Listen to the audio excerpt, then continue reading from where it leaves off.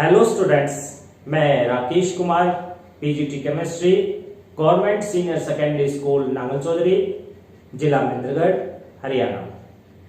Students, आज हम अध्ययन करने जा रहे हैं कार्बन और उसके यौगिक अध्याय के अंतर्गत आने वाले प्रमुख टॉपिक हाइड्रोकार्बन का नामकरण, अर्थात नेमिंग ऑफ हाइड्रोकार्बन। हाइड्रोकार्बन क्या होते हैं हम पहले ही अध्ययन कर चुके हैं, फिर भी मैं एक बार यहां पर पुनः आपको बताना चाहूंगा हाइड्रोकार्बन के बारे में।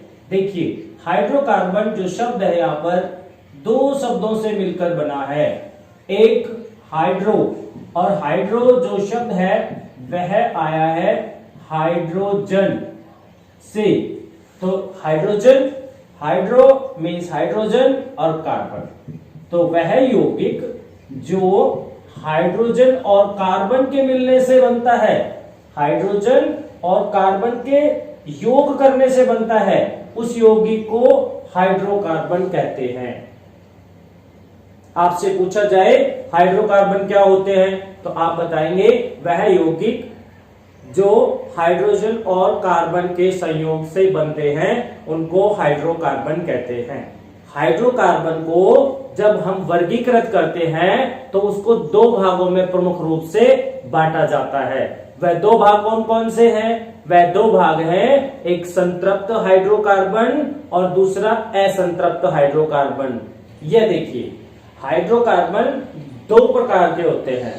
एक वे हाइड्रोकार्बन जिनको हम संतृप्त हाइड्रोकार्बन कहते हैं, अर्थात सैचुरेटेड हाइड्रोकार्बन।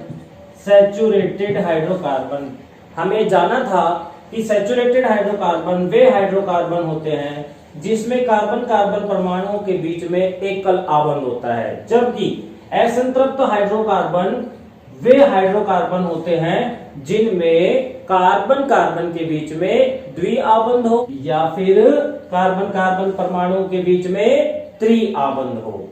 जिन कार्बन कार्बन परमाणुओं के बीच में एकल आबंध होता है उनको हम एल्केन का नाम देते हैं। हमने पढ़ा था वहां पर एल्केन।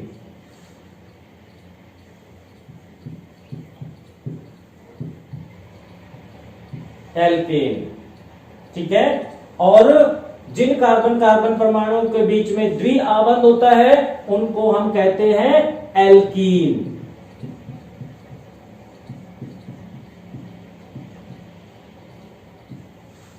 परंतु जिन कार्बन परमाणु के बीच में त्रिआबंध होता है उनको हम कहते हैं एल्काइन।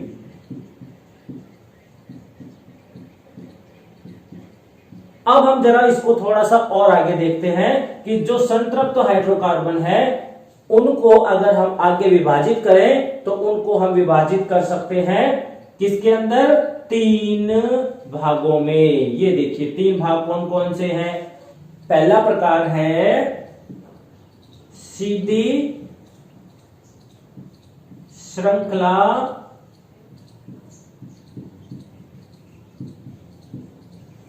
सीधी श्रृंखला वाले हाइड्रोकार्बन, सीधी श्रृंखला वाले संतृप्त हाइड्रोकार्बन, अर्थात straight chain. Straight chain hydrocarbon. और दूसरी प्रकार के जो हमारे पास संतृप्त हाइड्रोकार्बन होंगे वह होंगे शाखीय हाइड्रोकार्बन, अर्थात ब्रांच्ड हाइड्रोकार्बन।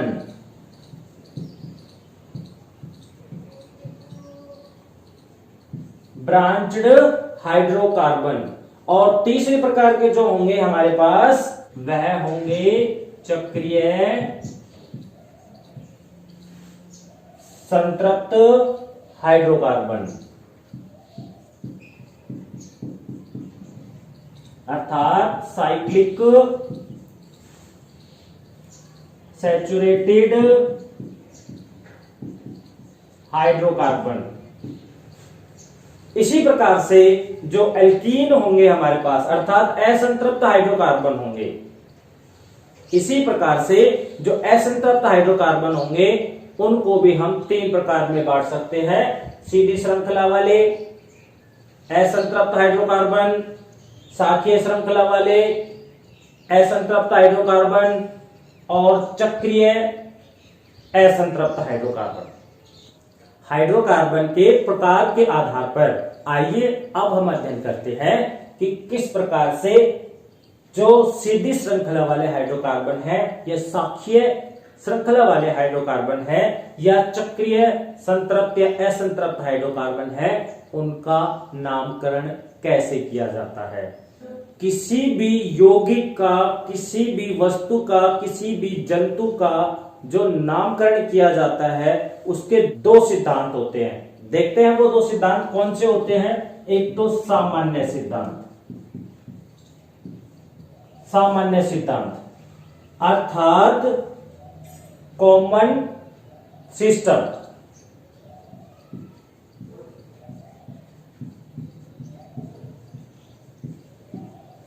इसको ट्राइवियल सिस्टम ऑफ नेमिंग भी बोला जाता है।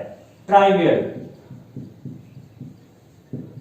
ये देखिए। दूसरा हमारे पास सिद्धांत है, हाइड्रोकार्बन का अगर नामकरण करना है तो उसके लिए हम IUPAC सिद्धांत, IUPAC जो यहां पर नाम है, सबसे पहले मैं उसकी फुल फॉर्म आपको समझा दूं।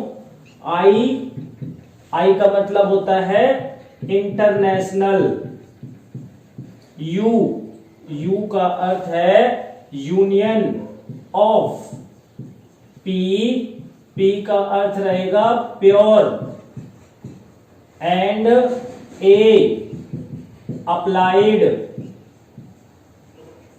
C chemistry.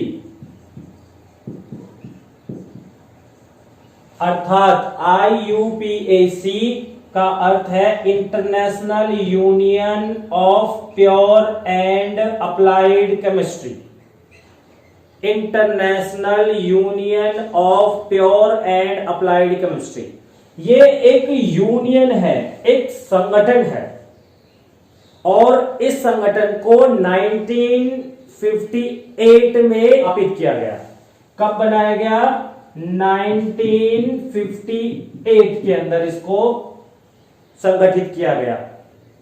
IUPAC की फुल फॉर्म जानने के बाद अब हम चलते हैं सामान्य सिद्धांत, क्योंकि सामान्य सिद्धांत के अनुसार किसी भी हाइड्रोकार्बन का नाम किस प्रकार दिया जाता है। देखिए, जो सामान्य सिद्धांत है अर्थात कॉमन सिस्टम या ट्राइवियल सिस्टम है, उसके अनुसार जब हम किसी भी यौगिक का नाम देते हैं तो उसमें किसी भी नियम का पालन नहीं किया जाता, अर्थात उसमें कोई रूल रेगुलेशन फॉलो नहीं किए जाते और अपनी मर्जी के हिसाब से, अपने सुविधा के हिसाब से उस यौगिक का नाम दे दिया जाता है। मैं यहां पर एक उदाहरण ले रहा हूं सिरका, जिसको एसिटिक एसिड का नाम दिया जाता है।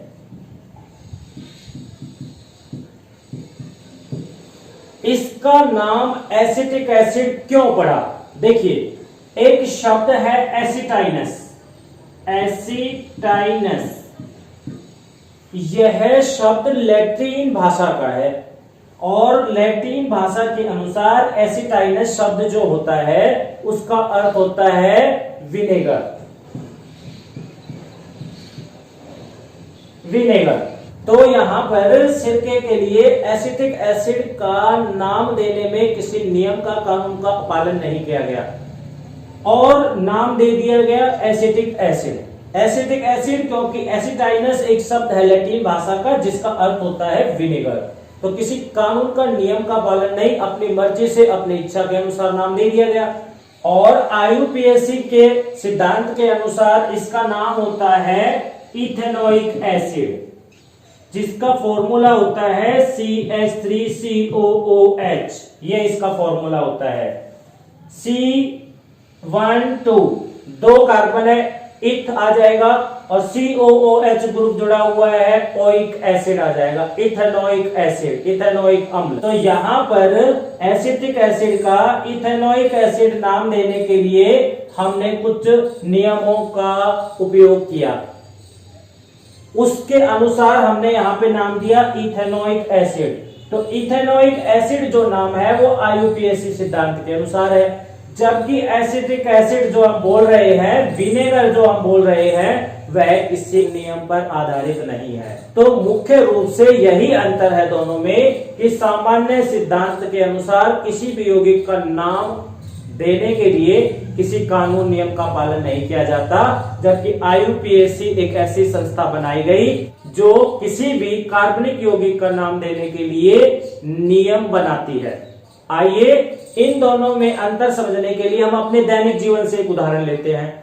आपने देखा होगा कि आपका ही कोई दोस्त दो नामों से जाना जाता है, घर पर उसको किसी और नाम से बुलाया जाता है, जबकि विद्यालय में उसको किसी और नाम से पुकारा जाता है। उदाहरण के लिए किसी बच्चे का नाम राजकुमार है, विद्यालय में उसको राजकुमार के नाम से जाना जा रहा है, जबकि हो सकता है कि उसको घर पर राजू के नाम से जान रहे हो। तो घर पर उपयोग होने वाला जो राजू नाम है वह किसी कानून नियम से नहीं दिया गया, जबकि कुछ नियम सिद्धांतों का पालन करके और फिर राजकुमार नाम रखा गया।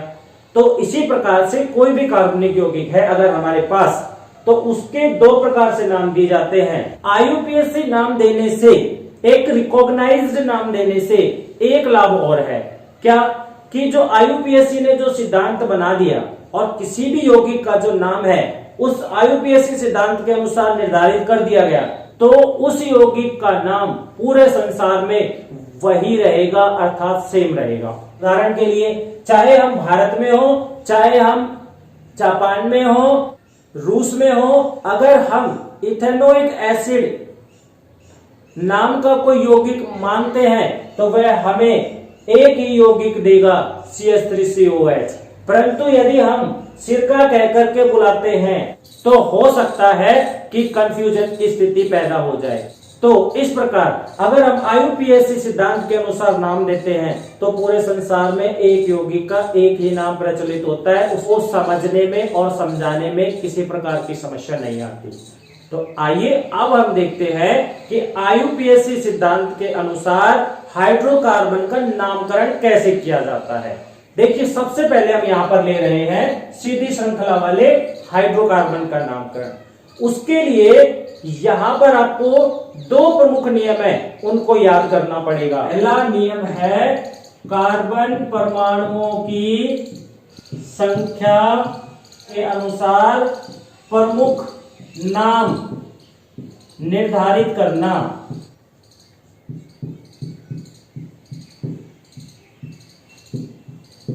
हमें क्या करना होगा, सबसे पहले कार्बन के परमाणुओं की संख्या गिननी है। देखिए, यदि हमारे पास कार्बन के परमाणु की संख्या 1 है तो हम उस यौगिक का नाम शुरू करेंगे मिथ से। ये देखिए METH, मिथ से शुरू करेंगे। और यदि हमारे पास 2 कार्बन के परमाणु है किसी यौगिक में तो वहां पर हम एथ शब्द का उपयोग करेंगे, ETH।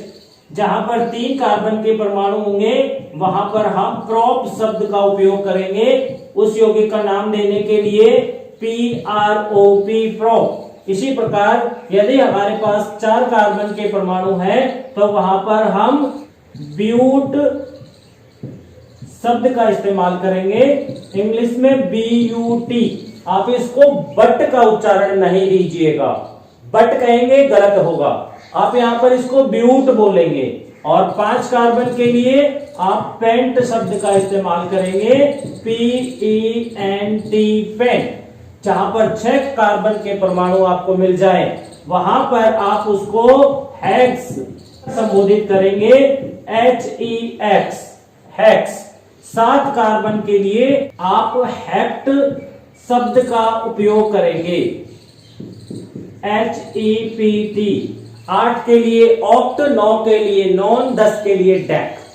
इस प्रकार से आपको क्या करना है, सबसे पहले कार्बन परमाणुओं की संख्या को निर्धारित करना है कितने हैं। फिर हमको उस यौगिक का प्रमुख नाम पता चलेगा। यदि कार्बन का एक परमाणु है तो मिथ, दो परमाणु है तो इथ, तीन परमाणु है तो प्रोप, चार परमाणु है तो ब्यूट, पांच परमाणु है तो पेंट, छह परमाणु है तो हेक्स, सात परमाणु है तो हेट, आठ परमाणु है तो ऑक्ट, नौ परमाणु है तो नॉन और 10 परमाणु है तो डेक, 11 है तो यूनिडेक, 12 है तो डूडेक, 13 है तो ट्राइडेक। इस प्रकार से आगे और भी है, परंतु हमारे सिलेबस के अनुसार यहां पर 10 तक ही है। आप 10 तक याद कर लेंगे काफी होगा। इसके बाद देखिए पहला नियम आपको समझ आ गया होगा कि हमें सबसे पहले कार्बन परमाणुओं की संख्या के आधार पर प्रमुख नाम निर्धारित करना है। प्रमुख नाम मिथ, इथ, प्रोप, ब्यूट, पेंट, हेक्स क्या होगा ये उस यौगिक में आने वाले कार्बन के परमाणुओं से पता चल जाएगा। क्योंकि यह नियम बहुत जरूरी है, इसको मैं बाद में उधर साइड से लिखूंगा। अभी हम दूसरे नियम को देखते हैं कि दूसरा नियम क्या है।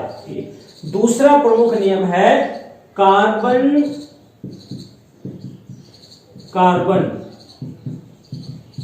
परमाणुओं के बीच उपस्थित आबंध के आधार पर नाम निर्धारित करना। वो कैसे होगा उसको समझने के लिए आप देखिए, अगर हमारे पास कार्बन कार्बन परमाणुओं के बीच में एकल आबंध है तब आप शब्द उपयोग करेंगे एन और अंग्रेजी में ANE। यह शब्द आपको प्रमुख कार्बन का नाम आने के बाद उसके पीछे लगाना है। पीछे लगने वाले शब्दों को हम अनुलग्न अर्थात सुफिक्स कहते हैं। जिन कार्बन परमाणु के बीच द्विआबंध होगा उनके लिए हम ईन अर्थात ENE उस सुफिक्स का उपयोग करेंगे, अनुलग्न का उपयोग करेंगे। कार्बन कार्बन परमाणु के बीच में एकल आबंध तो एन लगा देंगे, कार्बन कार्बन परमाणु के बीच में द्विआबंध है तो ईन लगा देंगे, और कार्बन कार्बन परमाणुओं के बीच यदि त्रिआबंध है तो हम वहां पर आयन लगा देंगे, आयन, ठीक है, और अंग्रेजी में YNE लगा देंगे। तो हमारे पास यहाँ पर सीधी श्रृंखला वाले हाइड्रोकार्बन के नामकरण में दो प्रमुख नियमों का उपयोग होना है। पहला नियम आपको बताया गया, कार्बन परमाणुओं की संख्या के आधार पे प्रमुख नाम निर्धारित करना। एक के लिए मिथ, दो कार्बन के परमाणु है तो इथ, तीन है तो प्रोप, चार है तो ब्यूट, वो अभी मैंने जो आपको बताया। अगर हम दूसरे नियम की ओर चले तो हमें फिर कार्बन कार्बन परमाणुओं के बीच बनने वाले आबंध को देखना है। यदि कार्बन कार्बन परमाणु के बीच में एकल आबंध है तब हम सुफिक्स के रूप में अर्थात अनुलग्न के रूप में एन जोड़ देंगे। किस में जोड़ देंगे? कार्बन के प्रमुख नाम के पीछे जोड़ देंगे। अभी मैं उदाहरण से भी बताता हूं आपको। अगर हमारे पास कार्बन कार्बन परमाणु के बीच में द्विआबंध है तो इन जोड़ देंगे और त्रिआबंध है तो आइन जोड़ देंगे। देखिए दोनों नियमों को मैंने यहां बोर्ड पर एक साइड में लिख दिया है। एक कार्बन के लिए मिथ, दो कार्बन के लिए एथ, तीन के लिए प्रोप, चार के लिए ब्यूट, इस प्रकार से 10 तक लिख दिए हैं। और मैंने कार्बन कार्बन के बीच में एकल आबंध है तो एन लगाएंगे, ANE, कार्बन कार्बन के बीच में द्विआबंध है तो इन लगाएंगे, ENE, और कार्बन कार्बन के बीच में त्रिआबंध है तो आइन शब्द पीछे से सफिक्स के रूप में जोड़ा जाएगा। आइए हम कुछ उदाहरण देखते हैं। इसके जो प्रमुख उदाहरण हैं, हम सबसे पहले एक कार्बन के परमाणु से शुरुआत करते हैं। देखिए यहां पर मेरे पास एक कार्बन का परमाणु है। एक कार्बन के परमाणु का जो परमाणु क्रमांक होता है वह 6 होता है, जिसमें पहले कक्ष में 2 इलेक्ट्रॉन आ जाते हैं, बाहर वाले कक्ष में L कक्ष के अंदर 4 इलेक्ट्रॉन आते हैं। अब 4 उसकी संयोजकता हो गई, अर्थात वह 4 इलेक्ट्रॉन अपने शेयर करेगा, सहसंयोजी आबंध बनाएगा। और क्योंकि यहां हम पढ़ रहे हैं हाइड्रोकार्बन, तो दूसरा जो यहां पर हमारे पास तत्व रहेगा वह रहेगा हाइड्रोजन। तो कार्बन के साथ हमने क्या करना है? हाइड्रोजन को जोड़ देना है। कार्बन की संयोजकता 4 थी, इसलिए जो कार्बन है यहां पर 4 आबंध बनाएगा, 4 आबंध हमने बना दिए। तो ये जो हमारे पास यहां कार्बन का परमाणु है अपनी संयोजकता पूरी कर चुका है। ठीक है, अब हम देखते हैं कि इसका सूत्र क्या हो जाएगा। देखिए C 1 है और H जो है वो 4 है, तो यहां पर हमने इसका सूत्र लिख दिया CH4। इसके बाद हम इसका नाम देखते हैं कि IUPAC के सिद्धांत के अनुसार इस यौगिक का क्या नाम होगा, अर्थात CH4 का क्या नाम होगा। देखिए यहां पर आपको सबसे पहले क्या करना है, कार्बन के परमाणुओं की संख्या गिननी है, फिर नाम निर्धारित करना है कि इसका प्रमुख नाम क्या है। देखिए यहां पर कार्बन के परमाणुओं की संख्या कितनी है, 1। आप चाहे इसके स्ट्रक्चरल फॉर्मूला में देखें, चाहे आप इसके मॉलिक्यूलर फॉर्मूला में देखें। देखिए यहां पर कार्बन का एक परमाणु है और कार्बन का एक परमाणु IUPAC क्या नाम निर्धारित करता है, कार्बन के एक परमाणु के लिए IUPAC मिथ नाम निर्धारित करता है। तो हम यहां पर इसका नाम लिखेंगे तो क्या लिखेंगे, मिथ। ये हमारा पहला नियम हो गया। आइए अब हम अपने दूसरे नियम की ओर चलते हैं। हमें अब क्या करना है, हमें आबंध देखने हैं कि कार्बन कार्बन परमाणु के बीच में कितने आबंध है। देखिए आप यहाँ पर कार्बन के कितने परमाणु हैं, 1, कोई दूसरा है नहीं, तो एक कार्बन का परमाणु यहाँ पर कितने आबंध बना रहा है हाइड्रोजन के साथ, एक एक आबंध बना रहा है। एक आबंध इधर बनाया है, एक इधर बनाया है, तो एकल आबंध है। एकल आबंध होने पर क्या शब्द जोड़ना है, हमें वहां पर एन शब्द जोड़ना है, एन। ये देखिए मैंने जोड़ दिया इसमें, और क्या बन गया नाम फिर हमारे पास, मीथेन। मिथ एक कार्बन के लिए, एन एकल आबंध होने की वजह से, है ना। अंग्रेजी में अगर मैं इसको लिखना चाहूं तो क्या हो जाएगा, देखिए एक कार्बन के लिए METH, मिथ, है ना। और एकल आबंध होने की वजह से हमें क्या करना है, ANE सुफिक्स के रूप में जोड़ देना है। ये जोड़ दिया, देखिए तो क्या नाम बन गया है, मीथेन, है ना। बहुत आसान। और भी उदाहरण लेते हैं। देखिए मैं यहां पर एक यौगिक ले रहा हूं जिसमें 2 कार्बन के परमाणु हैं। ये देखिए मुझे इसकी संयोजकता पूरी कर देनी है। कार्बन की संयोजकता 4 है, तो कितने आबंध बनाएगा, 4 बनाएगा। याद रखिए किसी भी कार्बनिक यौगिक में आप कार्बन के साथ 5 या 6 आबंध नहीं बनाना, हमेशा आपको 4 ही आबंध बनाने हैं। तो यहाँ पे मैंने देखिए ये वाला कार्बन है, इसके साथ 4 आबंध बने हुए हैं। ये कार्बन इस कार्बन के साथ यहाँ ये आबंध बना रहा है, एक ऊपर बना रहा है, एक इधर राइट साइड में बना रहा है, एक नीचे की साइड बना रहा है। 4 आबंध इसके हो गए, 4 ही इसके हो गए। अब मुझे इसकी संयोजकता हाइड्रोजन जोड़ करके पूरी कर देनी है। ये देखिए मैंने कर दी। जितने आबंध है वो सारे के सारे हाइड्रोजन परमाणुओं से बना रहा है या फिर कार्बन कार्बन के बीच में बन रहा है। अब हम इसके सूत्र की ओर चलते हैं। देखिए इसका सूत्र क्या होगा, कार्बन के कितने परमाणु हैं, यहाँ पर 2 परमाणु हैं, तो हम इनको अलग अलग करके भी लिख सकते हैं। कैसे, ये हो गया कार्बन एक कार्बन, इसके साथ 1 2 3 हाइड्रोजन CH3, ये हो गया।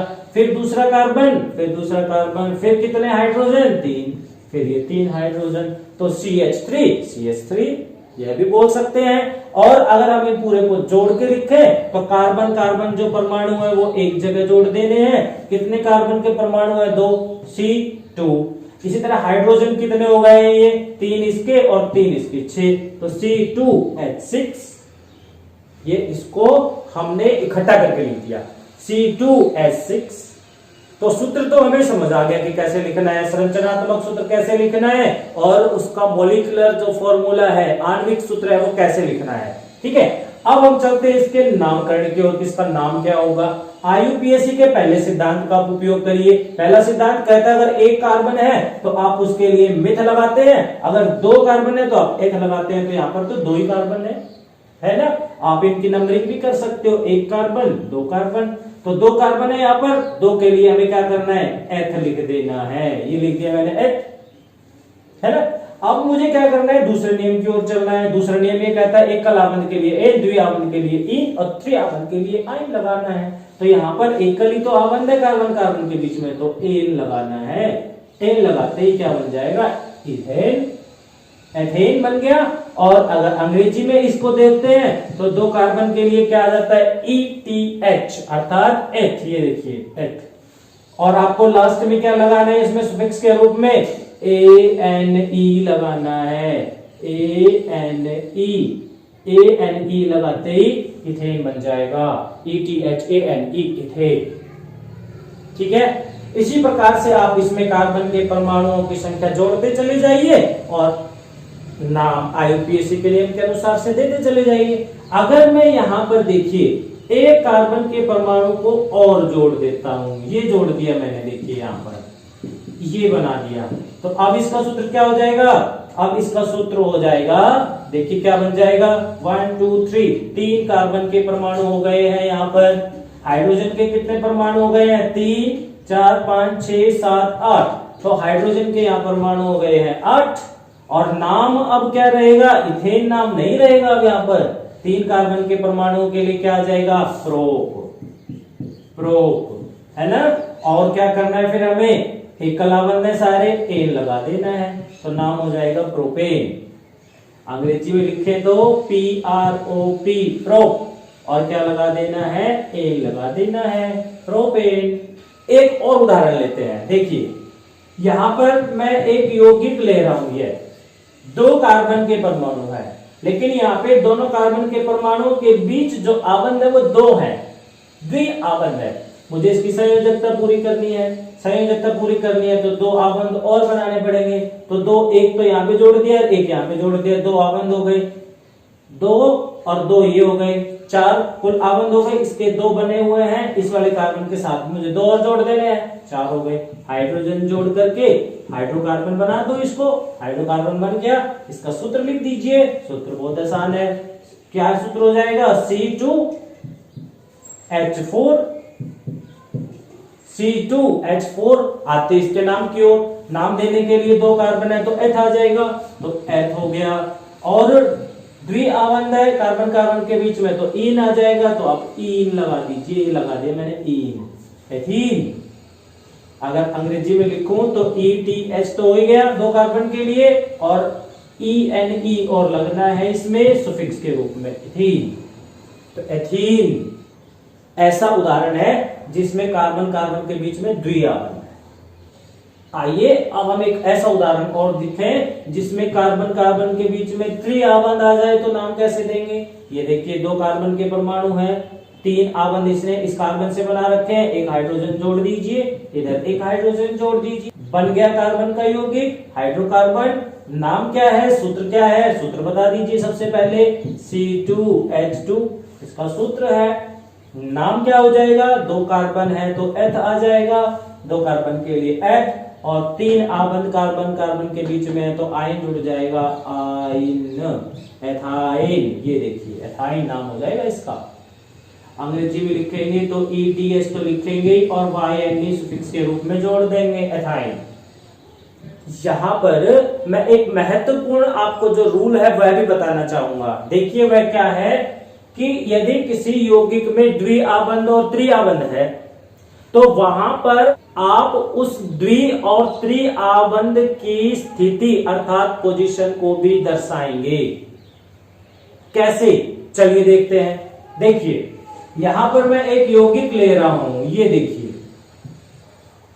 कार्बन के यहां पर मेरे पास 5 परमाणु हैं और मैंने यहां पर इसमें द्विआबंध लगा दिया है, कार्बन कार्बन परमाणु के बीच में द्विआबंध लगा दिया है। अब मुझसे कोई पूछता है कि इसका आप नाम बताइए, तो सबसे पहले मुझे इसकी संयोजकता पूरी करनी है। जब हम इसका नाम देंगे तो सबसे पहले कार्बन के परमाणुओं की संख्या को गिनेंगे, कितने हैं।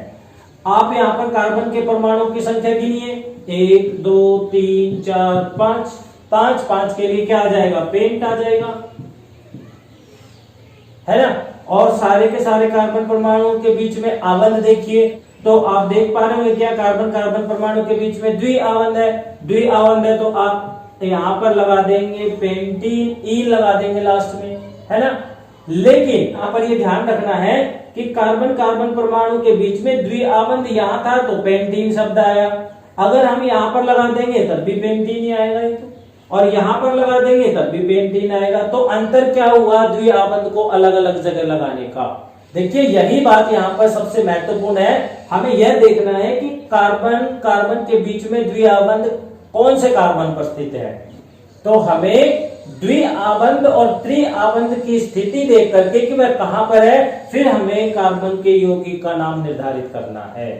जैसे मैं इस यौगिक का नाम आपको बताऊं तो यहाँ पर पहला कार्बन हो गया, कोई द्विआबंध नहीं है, फिर दूसरा कार्बन आया, यहाँ पर देखिए द्विआबंध आ गया। तो इस दूसरे कार्बन पे द्विआबंध मौजूद है, तो आपको नाम देते समय आबंध की स्थिति स्पष्ट करनी है, उसकी स्थिति बतानी है आपको कहां पर है।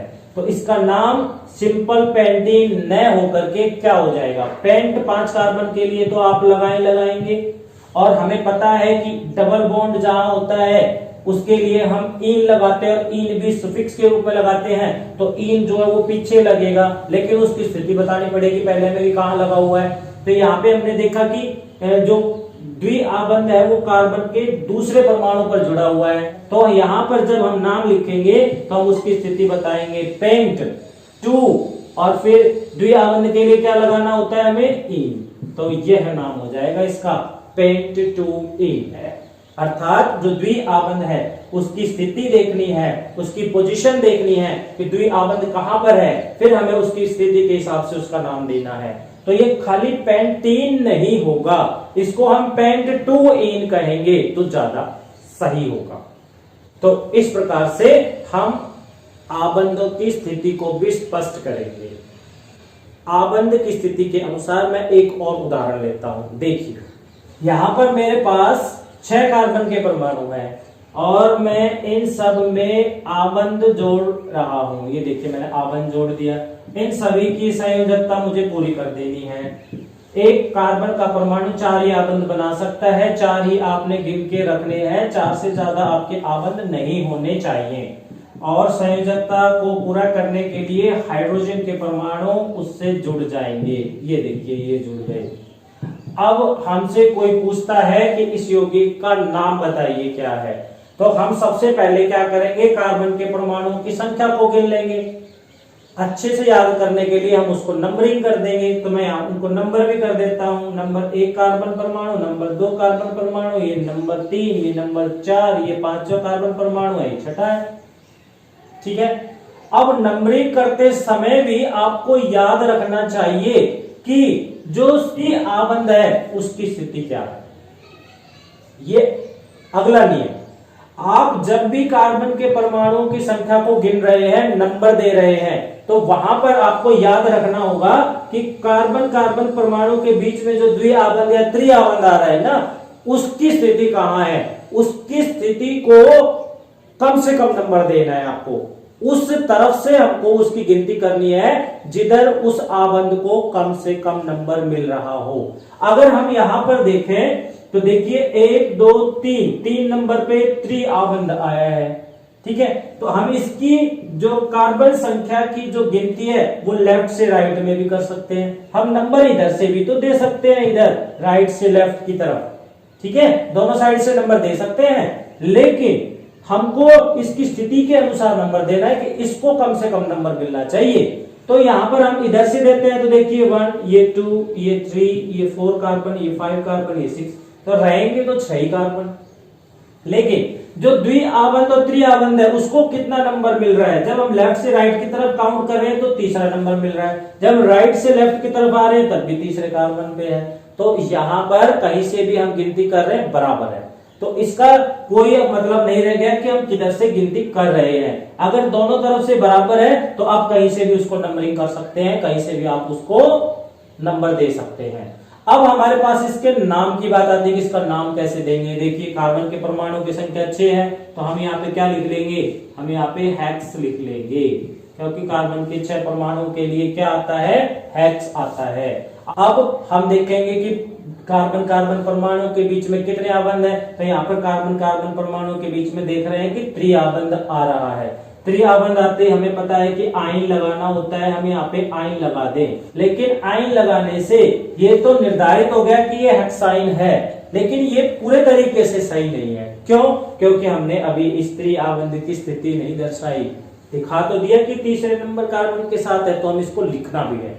लिखना कैसे है, हम सबसे पहले क्या करेंगे, अच्छा ये तो गलत हो गया हेक्साइन, हम सबसे पहले क्या करेंगे, हेक्स लिखेंगे। ये हमने हेक्स लिखा, ठीक है। फिर हम उस द्विआबंध या त्रिआबंध की स्थिति को लिखेंगे और शब्द और अंक में अंतर करने के लिए हम उनके बीच में डैश लगाएंगे। याद रखना है, डैश लगाना है शब्द और अंक के बीच में अंतर करने के लिए। हेक्स हो गया। फिर से हमें क्या करना है, उसकी पोजीशन हमने लिख दी है। अब हम सुफिक्स के रूप में जो त्रिआबंध उसके लिए आने वाला जो शब्द है आइन वो और जोड़ना है। तो हेक्स 3 हो गया और आइन और जोड़ देना है। ये देखिए हेक्स 3 आइन, यह नाम हो जाएगा इसका, हेक्स 3 आइन। इंग्लिश में लिखेंगे तो हेक्स फिर 3 फिर YNE, हेक्स 3 आइन, ये इसका नाम रहेगा। तो आपको नंबरिंग देनी है तो भी आबंध की स्थिति को देखकर देनी है, बॉन्ड कहां पर है उसके अनुसार देनी है। आपको नाम देना है तब भी आप उसकी स्थिति को वहां पर दर्शाएंगे कि आपने जो द्विआबंध और त्रिआबंध है उसकी स्थिति क्या है, आप वह दर्शाएंगे। ठीक है, तो इस प्रकार से आज हमने सीधी श्रृंखला वाले हाइड्रोकार्बन के IUPAC सिद्धांत के अनुसार नामकरण के बारे में पढ़ा। आशा है कि आपको समझ आया होगा। अगर फिर भी आपकी समस्या रह गई है तो आप अपने अध्यापक से संपर्क करिए। लेकिन सबसे जरूरी है इन नामकरण में अभ्यास का होना। आप किसी भी कार्बन के यौगिक जो सीधी श्रृंखला वाला है, आप उसका सूत्र लिखिए, उसका नाम लिखिए, बार बार अभ्यास करिए। आप जितना अभ्यास ज्यादा करेंगे आपको उतना ही ज्यादा ये समझ में आएगा। इसके बाद हमारे पास शाखीय श्रृंखला वाले अर्थात ब्रांच्ड चेन हाइड्रोकार्बन और चक्रीय हाइड्रोकार्बन का नामकरण और बचता है, वो हम आने वाले लेक्चर के अंदर अध्ययन करेंगे।